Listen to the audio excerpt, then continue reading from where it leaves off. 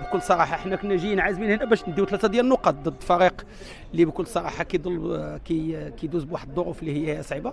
جينا درنا الضغط العالي على الخصم، خلقنا بزاف ديال الفرص، كنا قراب اننا باش نسجلوا الهدف الثاني.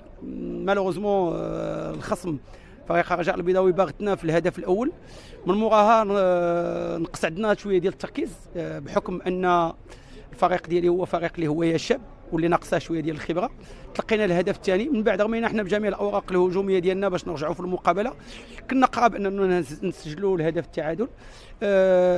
كيبقى اننا لعبنا مع بطل ديال السنه الفارطه فريق الرجاء البيضاوي اللي هو فريق كبير وعرف كيفاش يربح المقابله بالتجربه ديالو والخبره ديال اللاعبين ديالو. سي زمرات كنشوفوا الدوزيام ميطون كانت عندكم لا بوزيسيون كبيره ولكن ما ترجموش الاهداف. هو اللي كيناقصنا هو شويه ديال النجاح الهجومي من بدايه السنه، لان كنخلقوا بزاف ديال الفرص ولكن ما كنترجموهاش للاهداف. هنا كيتسنانا واحد العمل كبير في 30 متر الاخرانيه باش تكون عندنا النجاح الهجوميه. نحاولوا ان شاء الله نشتغلوا على ان شاء الله في المستقبل. بارك الله فيك.